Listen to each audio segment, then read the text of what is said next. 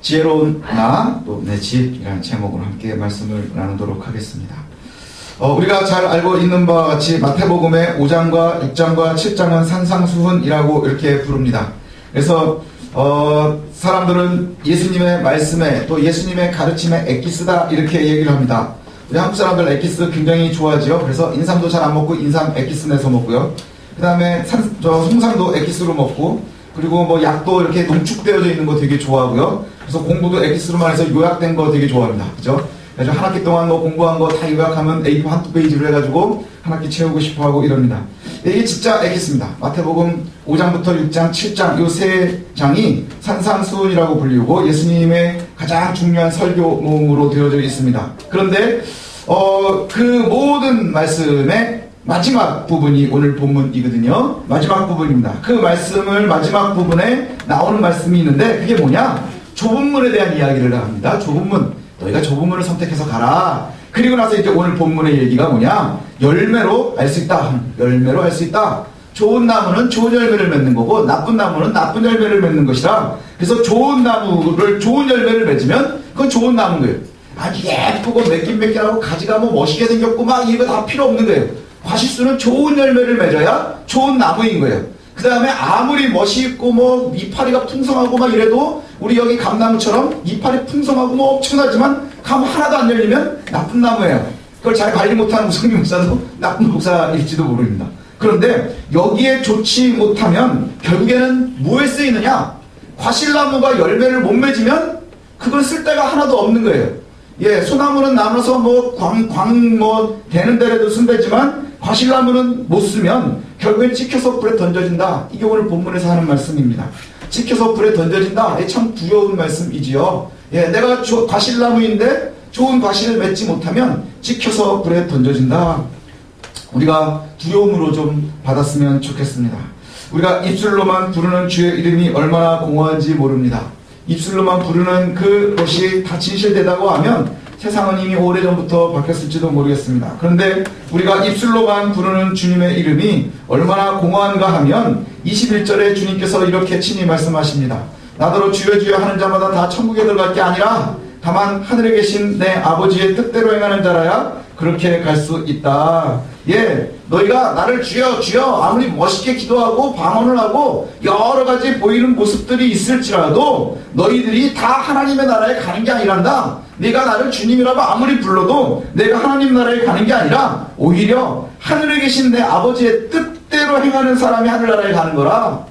예, 입술로만 고백하면서 너희들이 지식으로 그 다음에 그냥 입술로 보여지는 것으로 가는 게 아니라 그 뜻대로 행한다고 하는 것은 그것이 내 삶이 되어져서 내가 받아들인다 하는 얘기예요. 내 심령 속에 그 안에 있어서 나를 주장하는 가장 중요한 힘이 바로 그리스도가 되어진다고 하는 것이죠. 그래서 내 뜻대로 행하는 사람이 하늘나라에 간다 이렇게 말씀하세요. 이게 얼마나 우리가 두려운 말씀인지 모르겠습니다. 혹시 주님께서 아실지 모르겠는데 그 앞에 나오는 사람들이 그렇게 얘기를 합니다. 아, 제가요 사는 동안에 병자도 고치고 귀신도 내쫓고 기적도 베풀지 않았습니까? 내가 병자도 고치고 기적도 베풀고 얼마나 많은 일들을 했는지 모르겠습니다 라고 반문을 한다고 하면 주님께서 단호하게 말씀하십니다. 뭐라고 말씀하시느냐면 나는 너를 도무지 모르겠다. 이게 얼마나 두려운 말씀인지 몰라요. 23절에 내가 그들에게 밝히 말하되 아주 분명하고 선명하게 얘기하는데 내가 너희를 도무지 알지 못하겠다. 불법을 행하는 자들아 내게서 떠나가라. 불법을 행하는 자들아 내게서 떠나가라. 이 말씀은요 신명기와도 연결이 되어집니다. 그래서 오늘은 앞뒤로 좀 많이 왔다 갔다 할 텐데 신명기 13장 1절에 보면요 이런 말씀이 나오거든요. 신명기는 가나안에 이제 막 들어가려고 하는 이스라엘 백성들에게 마지막으로 요약이 되어지는 말씀이거든요. 너희들이 가나안에 들어가면 그곳에서 많은 거짓 선지자들도 만나고 할 텐데 우리에게 만난다고 하면 우리가 세상을 사는 동안에 거짓 선지자들도 많고 거짓 가르침의 교사들도 많을 텐데 우리들이 그러한 사람들을 만약에 만나게 될 건데 이 거짓 선지자들이 제일 먼저 우리를 유혹하는 방법이 뭔지 아느냐? 병을 고치고 이적을 보이고 기사를 행한대요. 이적과 기사를 행하면서 우리가 정말로 막 흔들릴 수 있을 만큼 그렇게 만들어 놓고는 너희가 우리와 함께 가지 않겠느냐 유혹을 한다는 거예요. 우리를 먼저 거짓으로 유혹하는 것이 아니라 우리가 혹할 수 있도록, 아니 우리가 겁날 수 있도록 그렇게 기사와 이적을 먼저 보인답니다. 그렇게 나타난 후에 그리고 나서 우리에게 유혹을 한대요. 우리와 함께, 나와 함께 다른 신을 따라가지 않겠느냐, 암몰렉을 따라가고 바알을 따라가지 않겠느냐 라고 물어본다고 하는 것이죠. 그러면 하나님께서는 단호하게 뭐라고 얘기하느냐, 제거해버려라, 제거해버려라. 예, 기사와 이적을 보이는 것이 참이 아니라 너희는 그것을 갖다가 다 제거해버려야 된다. 기사와 이적을 보이는 것에 흔들리거나 유혹되거나 미혹되지 말고 오히려 주의 말씀에 집중하라 하는 거예요. 하나님의 말씀은요, 중요한 것이 뭐냐, 하나님의 말씀에 우리가 따라가는 거예요. 성경에 보면 엄청나게 많은 기사와 이적들이 베풀어집니다. 근데 그것이 본질이 아니라는 거예요. 정말 본질은 어디에 있느냐, 하나님의 말씀에 있는 거예요. 이 말씀을 우리가 따르고 이 말씀을 보는 것이 참 중요해요. 그런데 우리가 이 말씀에서 흔들리게 되면 어떤 문제가 생기느냐, 기사를 보면 흔들립니다. 이적을 보면 흔들리는 거예요. 뭔가 신기한 것을 보면 흔들리는 거예요. 사람들이 얼마나 어리석은지 압니까? 쫙 가리키면 싹 넘어지는 거, 이거에 흔들리는 거예요. 빈자드 운동이라고 한동안 굉장히 했었거든요. 가리키면 넘어가요. 예, 막 넘어지는 거예요. 왜 넘어지는지 모르겠어요. 저도 미국에서 한번 본 적 있어요. 막 기도하다 탁 치니까 탁 넘어가요. 그래서 아예 넘어갈 걸 기대해가지고요, 우리 황창식 집사님만한 분 둘이요, 안수기도라고 있으면 뒤에서 기다리고 있습니다. 여기 서서 까만 양복 입고. 그러다 탁 넘어가면 받아요. 왜냐면 은혜 받고 넘어가다 뇌진탕으로 죽으면 어떡해요, 그죠? 은혜 받고 죽으면 천국 갈지 모르지만 사람들이 얼마나 그랬어요. 예, 제가 그런 걸 보면서, 야, 사람들이 이런 것에 미혹이 되는 거구나. 제가 예전에도 기억이 나는 게 있어요. 추정 60분 뭐 이런 프로에서 한동안 이단들이 많이 나온 적이 있습니다. 어떤 분은 밀가루를 뿌리는 분들도 있었고, 어떤 분은 막 손을 후가 파는 사람들도 있었고 막 이랬어요. 근데 그거에 미혹되고 넘어가는 거예요. 야, 신기하구나. 야, 이게 되게 괜찮구나. 예, 그래가지고 거기에 정말로 병이라도 한 명이 낫고 뭐 이러면 그냥 막 넘어가는 거예요. 왜 그런 줄 아십니까? 지금 말씀을 의지하지 못하기 때문인데요. 말씀의 본질을 잘 모르기 때문에 그런 거예요. 우리가 말씀을 늘 끊임없이 우리 가운데 가지고 있어야 되는 이유가 바로 여기에 있습니다. 우리가 기사와 이적을 보는 것에 미혹되지 말고 오히려 주의 말씀을 잘 듣고 그곳에 집중하는 것, 이게 참으로 중요하다는 거예요. 우리가 가정에서 이제 재단을 쌓을 때 그 제일 첫 번째 목표가 뭔 줄 아십니까? 말씀을 보는 거예요. 그리고 그 말씀을 보고 함께 나누는 거예요. 우리가 함께 대화해 보는 거예요. 예, 한쪽은 화려하게 유혹을 합니다. 그죠? 막 병자가 낫고 그다음에 뭐 화려하고 막 이래가지고 막 유혹을 하는데, 주님께서 우리에게 주시는 답변은 뭔지 아세요? 늘 고리타분해요. 말씀대로 살아라. 한쪽은 엄청나게 화려한데 한쪽은 되게 고리타분합니다. 그래서 우리가 점점 죄 많은 세상에서 살기가 어려워지는 거예요. 별 볼 일 없어 보이거든요. 예, 힘도 없어 보이고요, 별로 신통해 보이지도 않거든요. 제가 그런 적이 있습니다. 제가 전도사 때 군대에서 막 제대를 하고요, 예, 군대 가기 전에는 신학과를 다니면서도, 예, 별로 목회자가 되고 싶은 마음이 없어서 그냥 설렁설렁 다녔는데, 군대를 갔다 와가지고 정말 하나님께서, 예, 군에서 은혜를 주셔서 이제 목회자가 되어야 되겠다라는 마음을 이제 굳게 해주셨어요. 근데 겁이 나는 거예요. 목사가 된다는 것이 겁이 나고, 그 다음 내가 뭔가를 그렇게 해야 된다는 것이 참 짐이 되더라고요. 그러면서, 예, 저희 아버님이 이제 살아계실 때도 목회를 하셨었는데, 예, 맨날 하시는 말씀이 뭐 산에 올라가서 소나무 뿌리를 뽑았다는 거예요. 예, 그래가지고 소나무 뿌리 여러분 올라가서 흔들어 보십시오. 이게 뽑히나. 근데 그렇게 뽑았다고들 자꾸 거짓말을 하세요.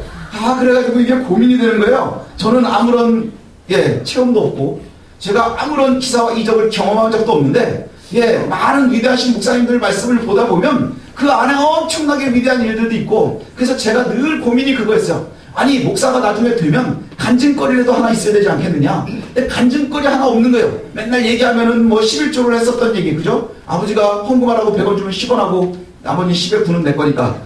근데 11조만 하니까 문제가 되는, 예, 뭐 이런 얘기밖에 할 게 없는 거예요. 그래가지고 한 번은 겨울에 기도원회를 올라갔습니다.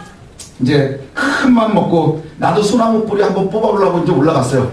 예, 올라가가지고 산에 이제 딱 앉아서 겨울이니까 밥을 든든히 먹고, 예, 그리고 나서는 이제 기도를 해야 되는데, 예, 이제 커피도 한 잔 진하게 마시고, 예, 그렇게 마시고 이제 그 숙소에 있었던 방석 하나 훔쳐가지고, 예, 그 다음에 담요도 하나 훔쳐가지고 이제 얼어 죽지 않으려니까 딱 이제 이렇게 갔습니다. 겨울에 산은 진짜 춥더라고요. 근데 딱 앉았어요. 기도하려고. 그러니까 예전에 목사님들 말씀에는 그렇게 앉기만 해도 눈물이 주르륵, 예, 앉으면 눈물이 주르륵 하고 그냥 이런다는 거예요. 근데 저는 왜 이렇게 어색한지 앉아있는데 춥기도 되게 춥고 네, 그 다음에 뭐 생뚱생뚱하고 그 다음에 되게 어색한 거예요. 그 자리가. 예, 뭐 바람 불고 막 이러는 것도 좀 그렇고 초저녁인데 이게 뭐지 뭐 이러고 이제 뭐 이러고 있는데 춥고 막 이러는데 이거 뭐 기도하려고 또 눈 감고 기도해 보시면 잘 안 하다가 한번 하려고 그러면 사실 또 딱히 기도거리도 없어요. 뭐 뭘 할 것도 없고 뭐 이거 어떻게 해야 되지 막 이러다가 예, 오기가 생기더라고요. 예, 그러면 그냥 여기서 하여튼에 밤새 있으면 얼어 죽든지 하나님이 만나 주시든지 그러지 않겠느냐. 그래도 그냥 다짐을 하고 이제 앉아 있었습니다. 그리고 나서 기도를 하려고 하면 한 5분 기도하면 기도거리가 없어요. 그러면 5분 기도 한 10분 쉬고 또 5분 기도 10분 쉬고 뭐 그러다가 계속 있다가 잠깐 또 졸다가 그러면 또 이제 다시 정신 차리고 내가 하여튼에 하나님 나를 안 만나 주시면 내려가지 않겠습니다. 마치 야곱이 된 것처럼 막 그러고 있었어요. 그리고 나서는 이제 막 잠깐 하는데 갑자기 기도가 좀 되기 시작하더라고요. 그래서 기분이 막 좋아지는 거예요. 그래가지고 열심히 기도를 하기 시작했습니다. 그리고 나서는 이제 이게 춥고 졸지 않으려면 하는 방법 중에 하나가 그때 터득한 건데 몸을 많이 흔드는 거예요. 계속 흔들면서 기도를 하는 거예요. 이렇게 막 흔들면서 앞뒤로 좌우로 흔들면서 막 기도를 하는 거예요. 그렇게 한참 기도를 하면서 계속해서 무슨 기도를 했느냐? 하나님, 내가 목회자가 된다고 하면 내가 목회를 할 수 있도록 뭔가 사인을 주셔야 되지 않겠습니까? 나도 나중에 내가 만나야 되는 우리 성도들한테 내가 할 말이 있어야 되지 않겠습니까? 그러니까 나한테 좀 신호를 주십시오 하고서 앞뒤로 흔들고 좌우로 흔들고 막 하면서 얼어 죽지 않으려고 막 흔들고 있었어요. 그랬더니 눈앞이 환해지는 거예요. 어느 순간에 눈앞이 환해지는 거예요. 빛이 보이는 거예요. 그러면 드디어 이제 하나님이 나를 만나 주시는구나. 근데 빛을 조금만 주시고는 잘 안 주세요. 다른 목사님들 얘기 들어보면 그 빛이 쫙 나오면서 거기서 예수님이라도 나타나든지 아니면 뭐 십자가라도 대신 보여주든지 아니면 뭐 옛날에 돌아가신 할아버지라도 나오든지 뭐 이래야 되는데 조금만 환해지고는 더 이상 변화가 없는 거예요. 그래서 막 더 흔들었어요. 막 더 흔들고 열심히 기도를 했어요. 열심히 기도를 하고 앞뒤로 해도 안 되면 좌우로도 하고 막 그래도 계속해서 별 차이가 없는 거예요.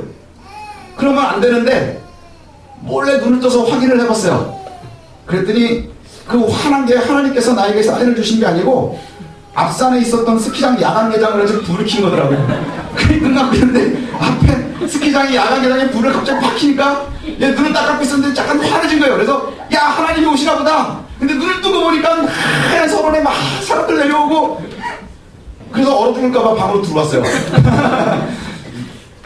우리가요 기사와 이적을 굉장히 선호해요.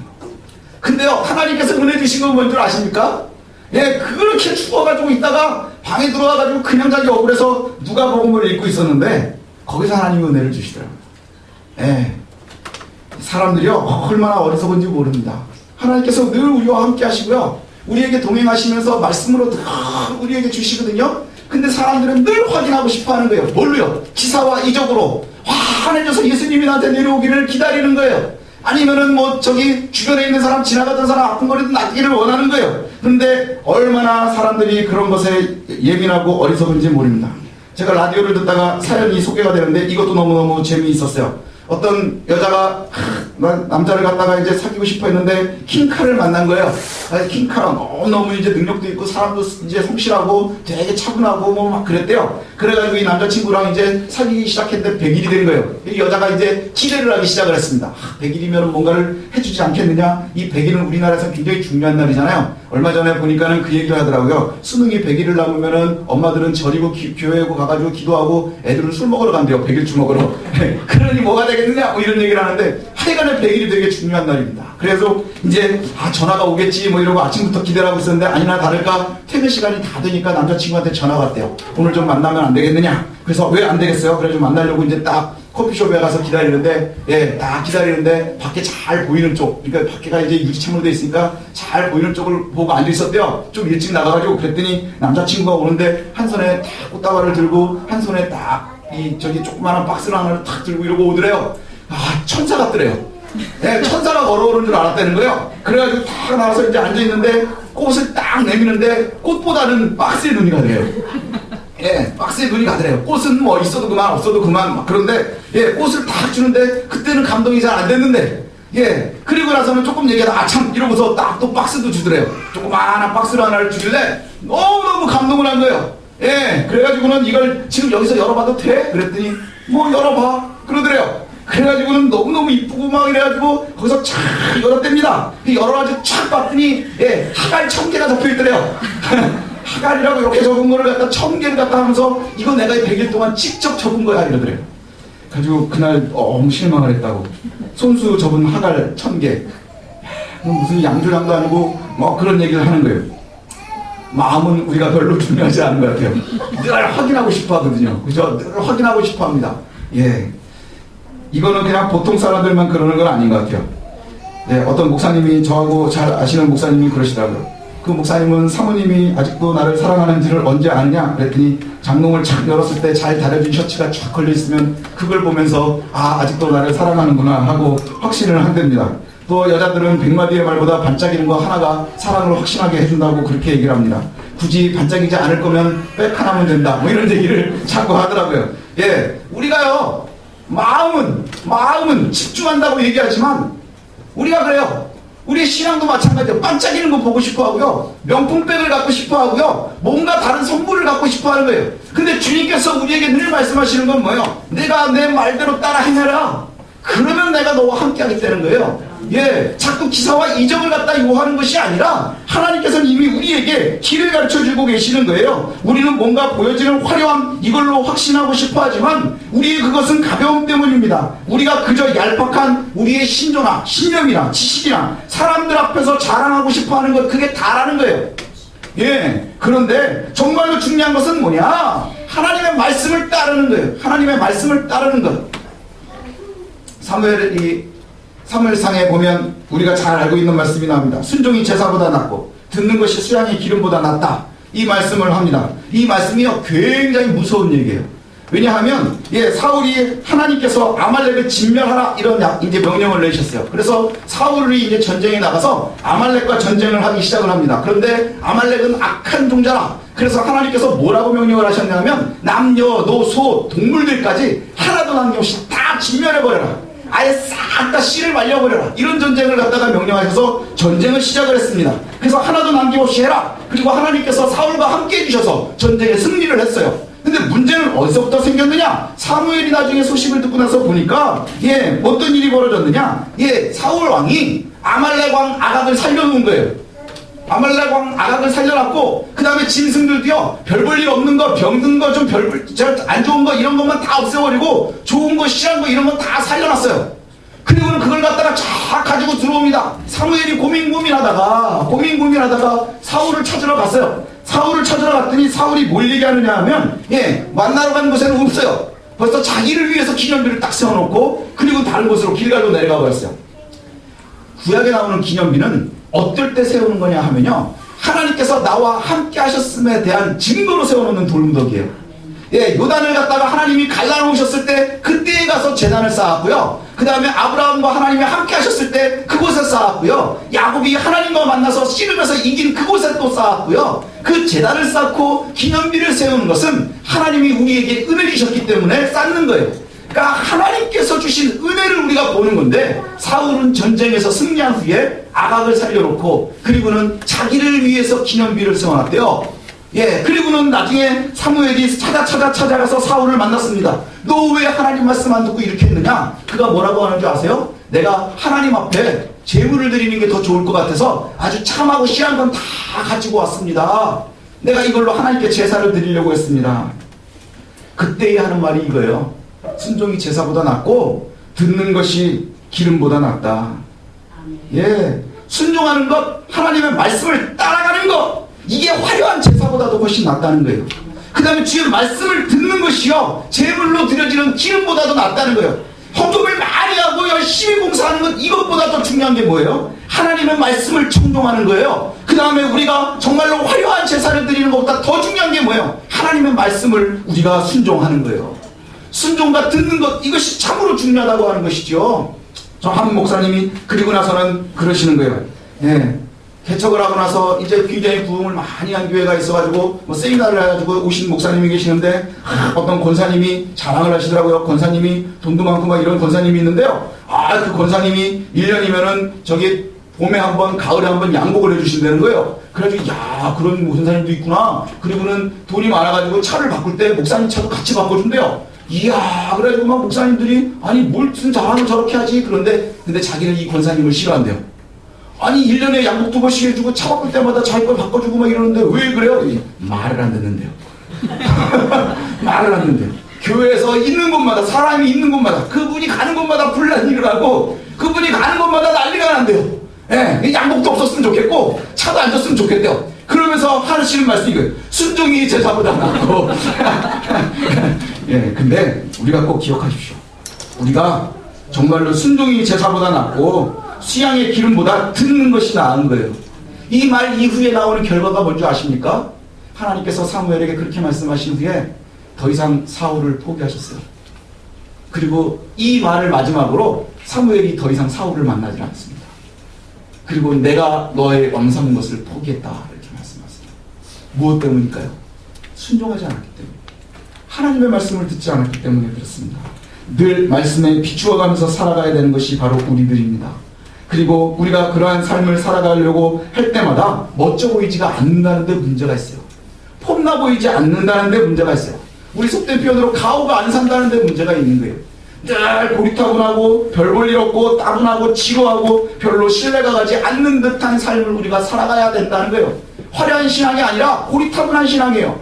그 다음에 멋있고 규모 있는 게 아니라 정말로 짜증나고 지루한 그러한 신앙입니다. 근데 하나님께서, 주님께서 오늘도 우리에게 뭐라고 말씀하시느냐? 주를 믿는 믿음은 결코 화려하지 않다는 거예요. 예, 주를 믿는 그 믿음이요, 우리에게 결코 화려하지 않다는 겁니다.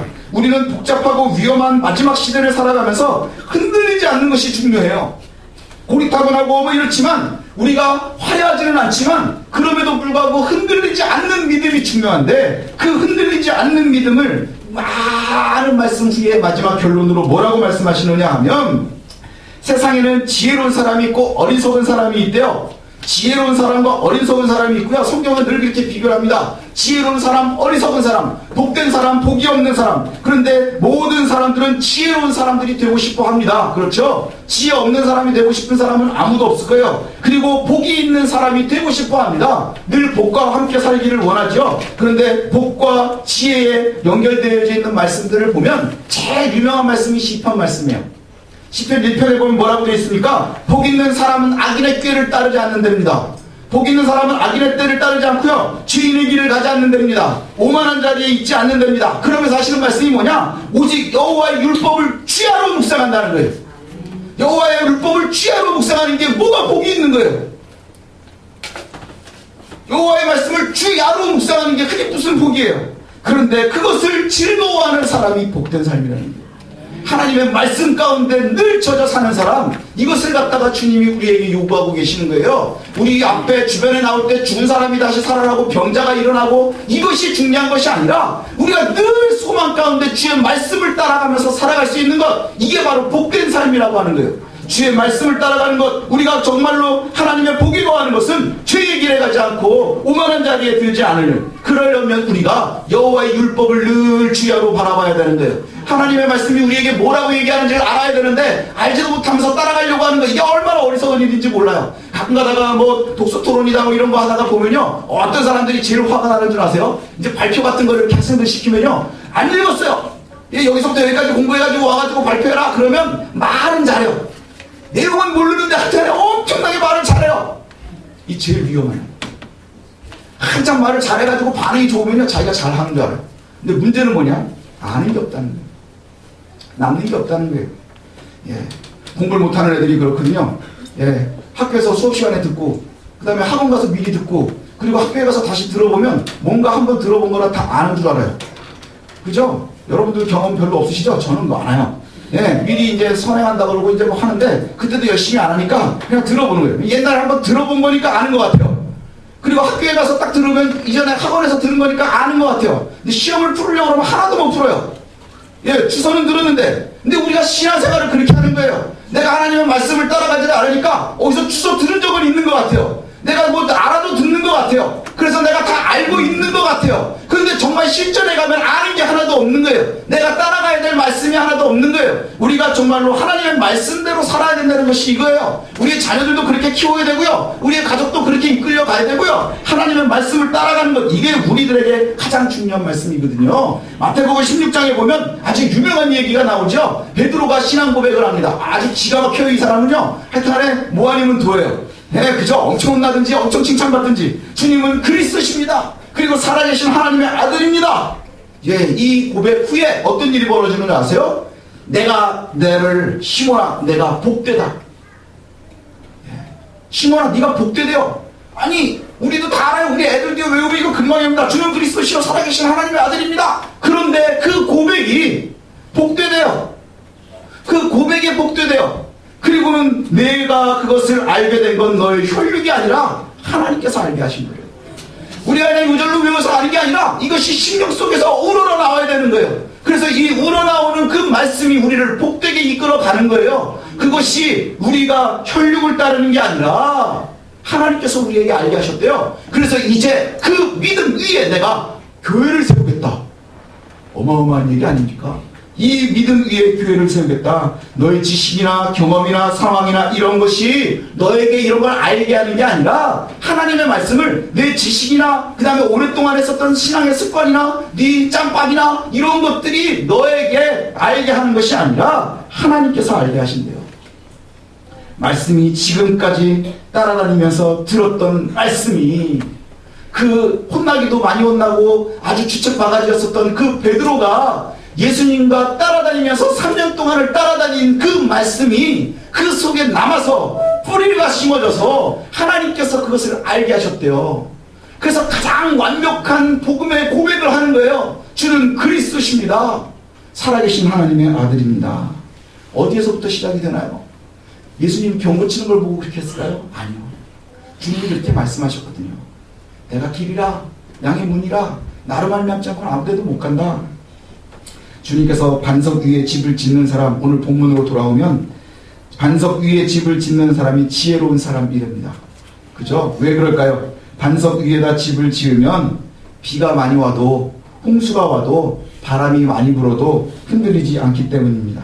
어떤 위기가 우리한테 닥쳐도 우리가 물리칠 수 있기 때문이랍니다. 우리가 위기 없이 살아가는 사람들이 있습니까? 힘들지 않은 사람들이 있습니까? 제가 늘 말씀드리죠. 이거 위기 끝나면 불행 끝 행복 시작? 아니요. 불행 끝 새로운 불행이에요. 지금 어려운 시험거리 이걸 내가 이기면 끝나느냐? 아니요. 이거 끝나면 또 새로운 시험거리. 우리가 하나님 나라에 들어가는 동안에 우리가 어려움이 없이 살아가는 때가 없어요. 그런데 문제는 어디에 있느냐? 바로 하나님께서 우리와 함께 하시면 반석 위에 집을 지어놓은 사람들은 흔들리지 않을 수 있대요. 흔들리지 않는 게 시험이 없다는 것이 아니라 그걸 이길 수 있다는 거예요. 반석 위에 서 있기 때문에 풍랑도 이길 수 있고 홍수도 이길 수 있고 바람도 이길 수 있대요. 반석 위에 집을 짓는 것이 어떤 거냐? 주의 말씀을 듣고 그대로 행하는 거래요. 주의 말씀을 듣고 그대로 행하는 것. 말씀을 듣고 행하는 것, 이거 아주 중요한 얘기입니다. 왜냐? 주의 말씀을 듣고 그대로 행하는 사람, 이게 지혜로운 사람이라고 하는데, 주님께서 말씀하시는 지혜롭다는 것은 단순하게 머리가 좋아지는 것, 이게 아니라 영적으로 잘 준비되어져 있는 사람을 얘기하는 거예요. 잘 준비되어져 있는 거예요. 그래서 마태복음 뒤에 가면 25장에 지혜로운 신부들 이야기가 나옵니다.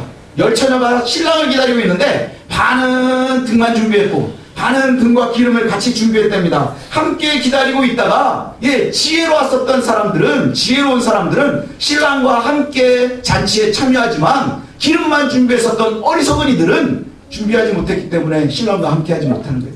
때가 늦었구나. 이게 바로 행함을 얘기하는 거예요.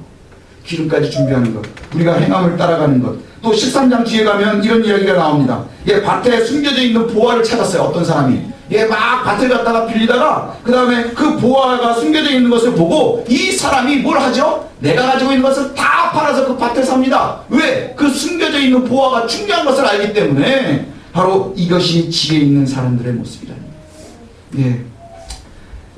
아는 것으로 끝나지 않고 그 아는 것이 우리의 삶을 이끌 수 있도록 행하는 것, 이것이 참으로 중요한 줄 압니다.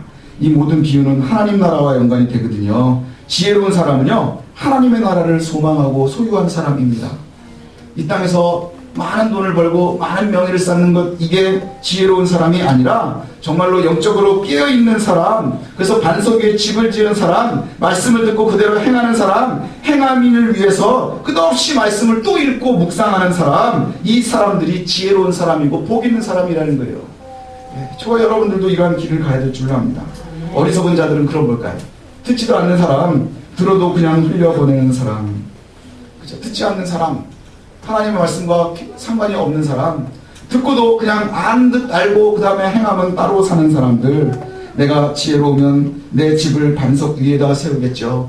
저와 여러분들이 지혜로우면 반석 위에 세울 겁니다. 배우고 익힌 것을 사용하면서 그 다음에 그대로 반석 위에서 살아갈 것입니다. 이게 우리가 살아가야 되는 가장 중요한 목표가 되었으면 좋겠어요. 하나님의 말씀이 우리와 함께합니다. 그 다음에 우리가 화려함이 아니라 말씀을 따라가고 흔들리지 않는 우리가 되었으면 좋겠어요. 내가 흔들리지 않는 반석 위에 서 있어야 되고, 우리의 가정이 흔들리지 않는 반석 위에 서 있어야 되고, 우리의 자녀들이 흔들리지 않는 반석 위에 서 있어야 돼요.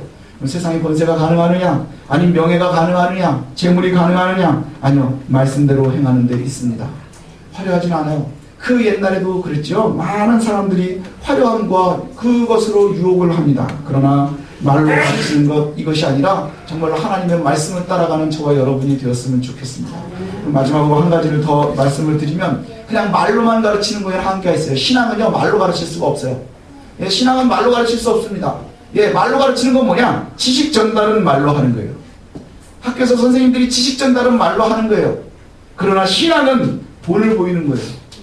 본을 보이는 거예요. 그래서 구약에 보면 너희들이 미간에도 새기고 문설주에도 새기고 일어나거나 앉거나 너희들이 끊임없이 말씀 가운데 살아라, 그렇게 명령합니다. 왜 그러냐? 정말로 하나님의 말씀대로 살아가는 그것이 또 후세들에게 보여지기 때문입니다. 그저 말로만 하는 것의 한계가 뭔 줄 아십니까? 말로 많은 전달을 하다 보면 애들이 짜증을 내요. 그렇지 않습니까? 좋은 얘기를 자꾸 하다 보면 애들이 짜증을 내요. 예. 말씀을 듣는 가정, 말씀에 소망하고 기뻐하고 배우는 가정, 그 다음에 그것이 바로 저와 여러분들의 모습이 되었으면 좋겠습니다. 우리 교회가 말씀 가운데 서고요, 우리의 가정이 말씀 가운데 서고, 저와 여러분들의 삶이 말씀 가운데 설 수 있었으면 좋겠습니다. 여러분, 주님께서 책임져 주시는 그 은혜가 우리들의 삶을 이끌어 주실 줄로 믿습니다. 이적이나 기적이 아니라 주의 말씀이 우리 속에서 살아서 운동력 있게 움직일 수 있도록 저와 여러분들이 끊임없이 주의 말씀을 상포하고 또 읽고 배우고 그대로 따라갈 수 있는 저와 여러분들 되시길 소원합니다. 기도하겠습니다.